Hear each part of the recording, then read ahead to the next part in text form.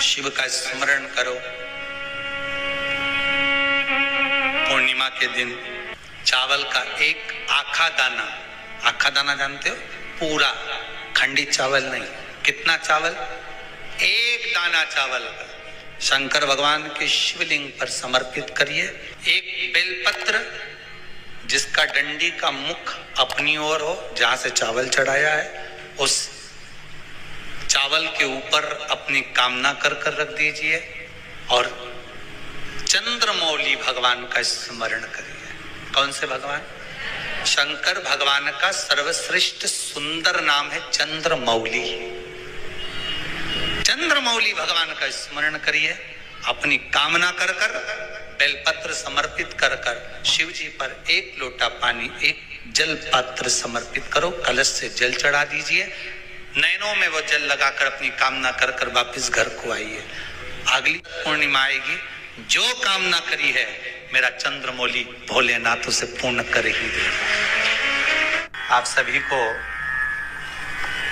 सुंदर पूर्णिमा की बहुत बहुत बधाई हो।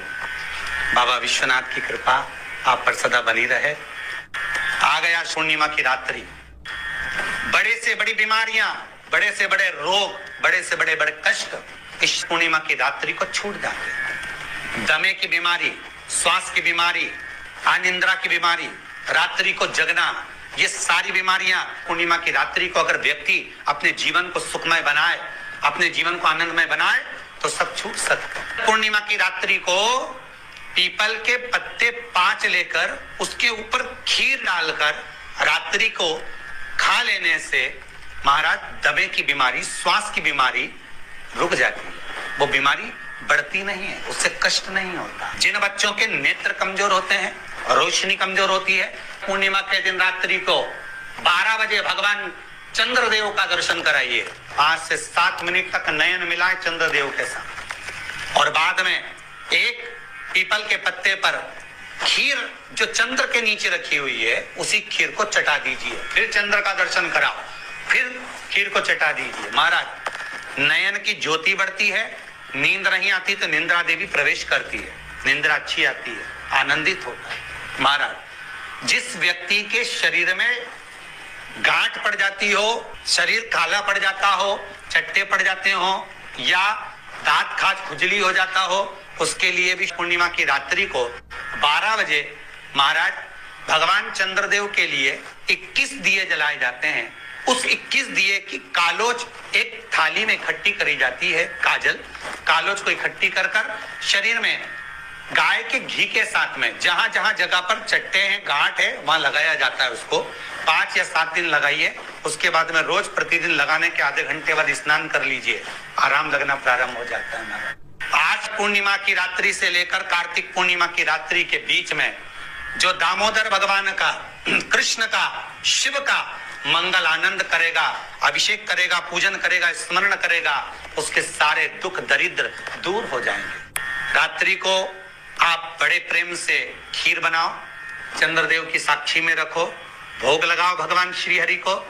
बन सके अगर लक्ष्मी की कमी है, लक्ष्मी नहीं आ रही है, व्यापार नहीं चल रहा है, तकलीफ बहुत ज्यादा है, घर में कष्ट है, कर्जा ज्यादा है, तो एक तांबे के कलश के ऊपर, तांबे के कलश में पानी भरना, कटोरी रखना, उस पे लक्ष्मी जी की मूर्ति रखना। लक्ष्मी जी की मूर्ति नहीं हो तो चांदी का सिक्का रखना।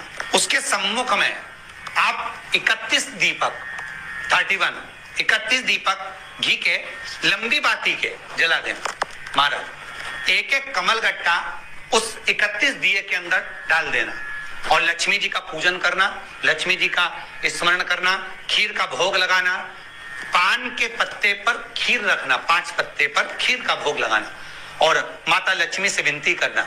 सुबह 4 बजे तक वो रखे रहने देना, सुबह 4 बजे वो उठाना, लक्ष्मी को वापिस तिजोरी में या सिक्का हो तो उसको अलमारी में रख देना। जो खीर बनी है वो प्रसाद के रूप में सुबह 8 बजे, 10 बजे, 9 बजे जब खाना हो प्रेम से पाना।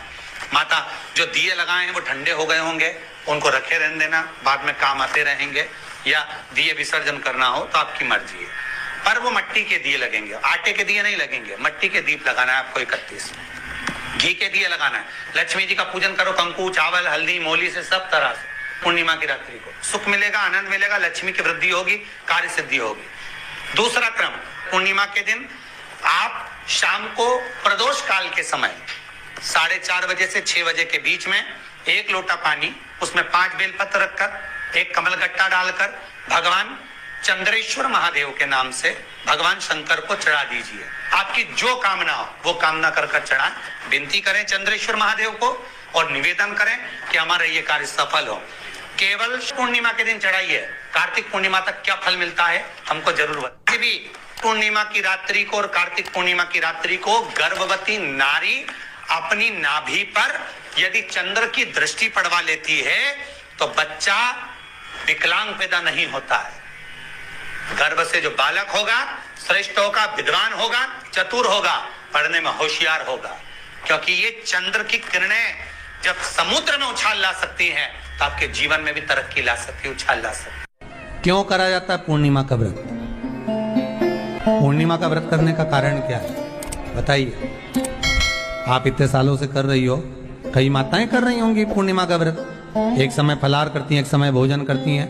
भोजन में खीर का होना जरूरी होता है पूर्णिमा के व्रत में, दूध की सामग्री होना जरूरी होती है पूर्णिमा के व्रत में। 12 महीने की पूर्णिमा करो, मना नहीं है।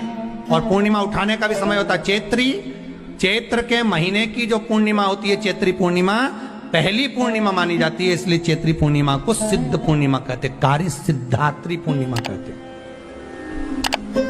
सिद्ध करने। मनोरथी पूर्णिमा कहते, मनोरथी पूर्णिमा।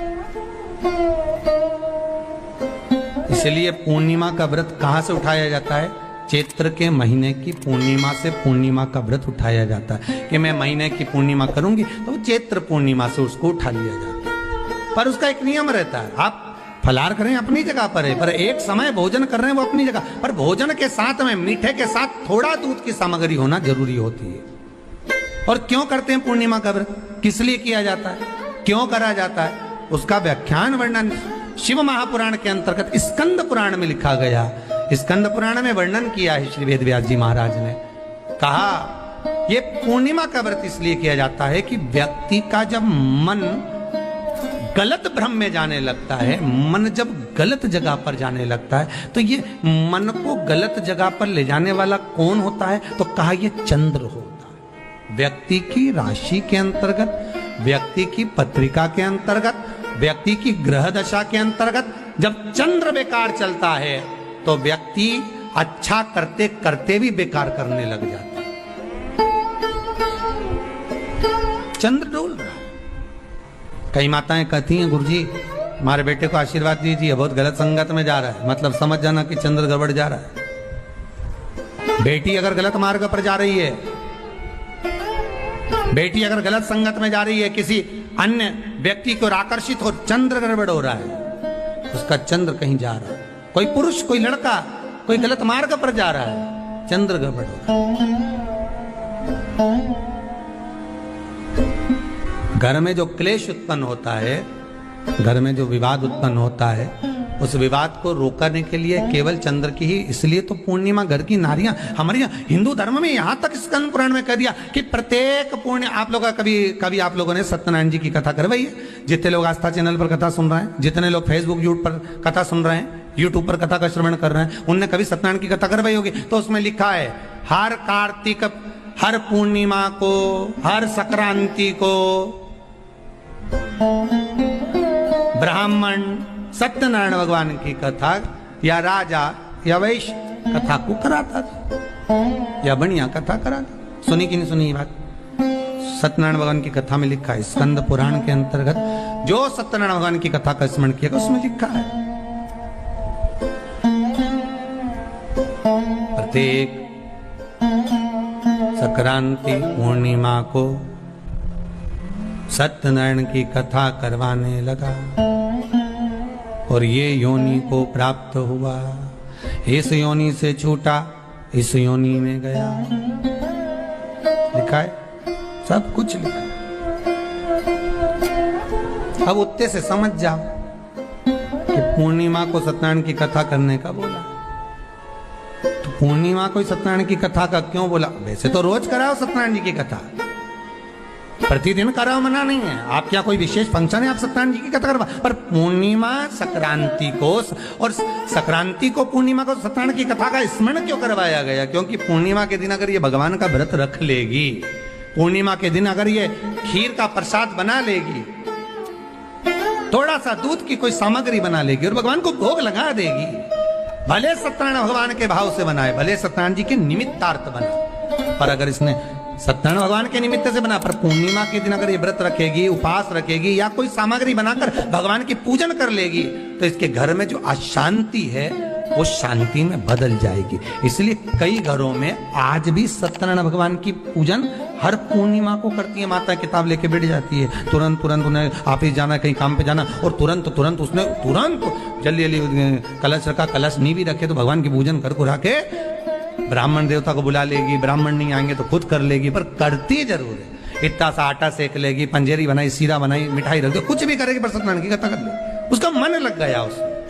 मतलब पूर्णिमा को करना है, उसको करने से क्या होता है? शांति रहती,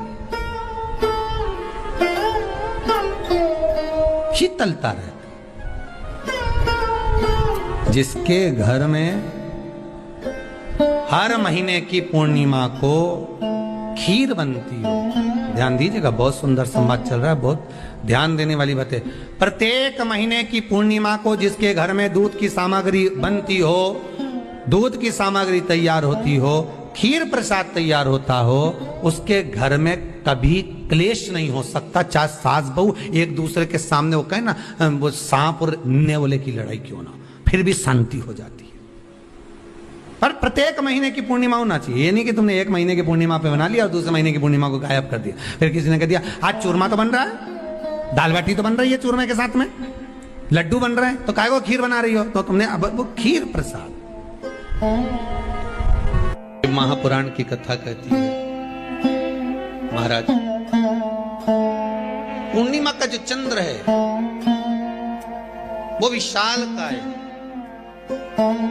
और उस चंद्र की पूर्णता में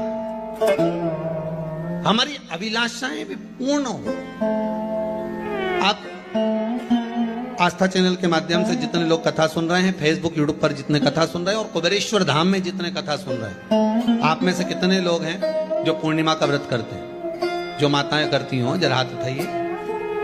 पूर्णिमा का व्रत जो करते हो ना आप लोग, रखिए।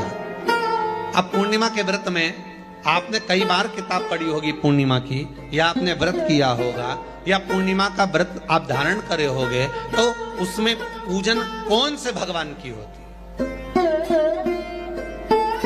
पूर्णिमा के व्रत में किस भगवान की पूजन होती है? तो कहा पूर्णिमा के व्रत में केले के खंभ लगाकर पूर्णिमा का जो अध्यापन होता है, पूर्णिमा की जो पूजन होती है, उस पूजन में शंकर और पार्वती की पूजन की जाए, शिव और नारायण की पूजन करी जाए, शंकर और पार्वती का स्मरण किया जाए। किसकी पूजन होती है? शिव पार्वती।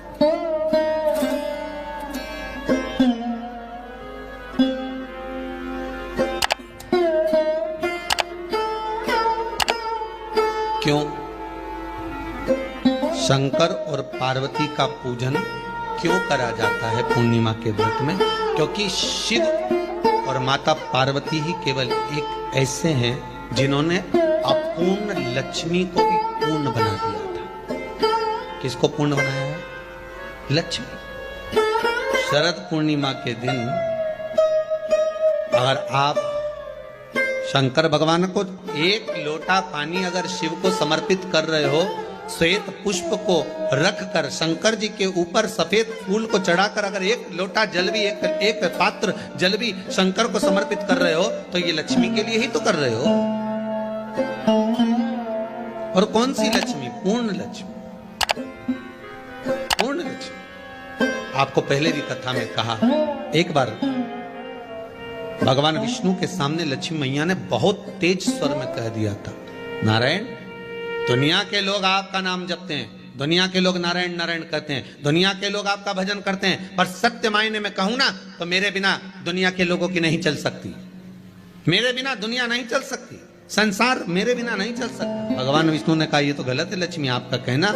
एक दिन लक्ष्मी को अहंकार आ गया, अहंकार के संबोधन जब माता लक्ष्मी करने लगी तो भगवान उसी समय पर भगवान विष्णु को क्रोध आ गया और भगवान विष्णु ने कह दिया लक्ष्मी तो इतनी बड़ी बड़ी बात कहती है कि तेरे बिना नहीं रह सकती संसार।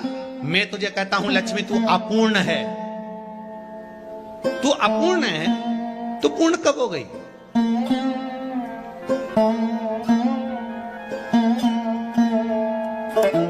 तेरी पूर्णता कहां हो गई? लक्ष्मी की आंख से आंसू बहने लगे। आज आपने मुझे अपूर्ण कहा, आपको मालूम है आप मुझे अपूर्ण कह रहे हो? आपको ये ज्ञात हो रहा है आप मुझे अपूर्ण कर रहे हो? भगवान कहते हैं हाँ लक्ष्मी मैंने तुझे अपूर्ण कहा। अपूर्णता का मतलब आप जानते हो ना? भगवान कहते हैं लक्ष्मी मैं सब जानता हूं। लक्ष्मी रोती हुई माता सरस्वती के पास पहुंच गई। सरस्वती ने पूछा क्या बात है लक्ष्मी, क्यों रो रही हो? लक्ष्मी जी ने कहा क्या बताऊं सखी, मेरे पति ने आज मुझे अपूर्ण कह दिया। तो क्यों रो रही है तू? अपूर्ण अगर कह दिया, पति ने तो कहा है ना, तो क्यों रोना? चल मेरे साथ। और सरस्वती मैया माता लक्ष्मी को लेकर सीधे पहुंच गई माता पार्वती के यहाँ। जब पहुंची माता पार्वती ने लक्ष्मी जी को देखा और सरस्वती को देखा तो पूछा कि बात क्या है, क्या हो गया ऐसा, क्या हुआ, क्या है ऐसा जो तुम दोनों आज मेरे पास में आई? क्या हुआ? पार्वती जी कुछ बोलती, शिव जी का ध्यान माता सरस्वती की ओर और लक्ष्मी की ओर गया और भगवान शंकर जान गए कि आज भगवान नारायण ने लक्ष्मी जी को अपूर्ण कहा है। अब देखें माता पार्वती क्या कर सकती है, इसको पूर्ण बनाने के लिए करेगी क्या? क्या हुआ? माता सरस्वती जी बोली लक्ष्मी को अपूर्ण कर दिया। अपूर्ण कर दिया? हाँ, तो क्या सोचना उसके लिए, इसको मैं अभी पूर्ण बना देती हूं। माता जगत जननी पार्वती ने गोदी में विराजमान गणेश जी को उठाया और उठाकर लक्ष्मी जी की गोद में दे दिया। ले लक्ष्मी आज से तो पूर्ण हो गई, लक्ष्मी आज से तो पूर्ण। गोदी में जब तक संतान नहीं है तो नारी को लोग अपूर्ण समझते हैं, पर माता पार्वती जी ने संपूर्ण ब्रह्मांड में एक सिद्धता प्रदान कर दी कि अपने गोदी के लाल को, अपने गोदी के पुत्र को माता ने लक्ष्मी की गोद में देकर लक्ष्मी को पूर्ण बनाया। वो दिन कौन सा था? यही शरद पूर्णिमा का दिन था। कौन सा दिन? आज पकड़ हुआ। यही शरद पूर्णिमा का दिन था। शरद पूर्णिमा का दिन लक्ष्मी को पूर्ण करने का दिन।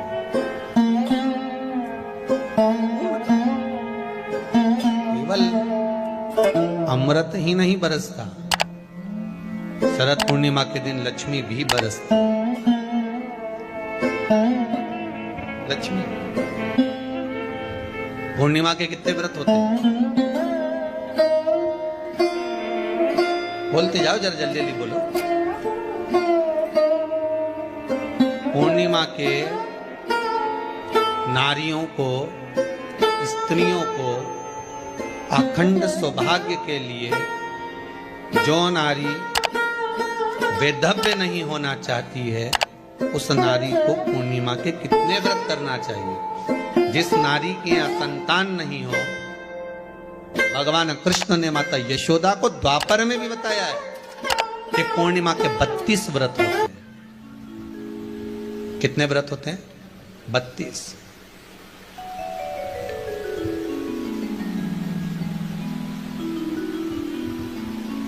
स्वयं भगवान कृष्ण यशोदा रानी को, माता यशोदा जी को भी बता रहे हैं 32 व्रत। अब आपको किसी ने बता दिया होगा कि 8 कर लो, 7 कर लो, 6 कर लो, 12 कर लो, इसलिए आपने बोला कि 12 कर लीजिए, 32 कर लीजिए। अरे यहां तो द्वापर की कथा भी कहती है। यशोदा जी ने एक बार भगवान कृष्ण को रोक कर कह दिया, ए कन्हैया रुको। कन्हैया बोले बोलो मां क्या बात है? कन्हैया जरा रुकिए, इधर आओ जरा। भगवान कृष्ण आए, हाँ माँ बोलिए। किस जगह का प्रसंग है ये? जिस समय पर राधा रानी कुरुक्षेत्र में नंद बाबा और यशोदा जी को लेकर कुरुक्षेत्र के कुंड में ब्रह्म सरोवर में स्नान कराने के लिए लेकर जाती है, ग्रहण का समय पर। और जब भगवान कृष्ण उस कुरुक्षेत्र के उस सरोवर में स्नान करने आते हैं, तब यशोदा जी ने अपने लाला से प्रश्न किया है,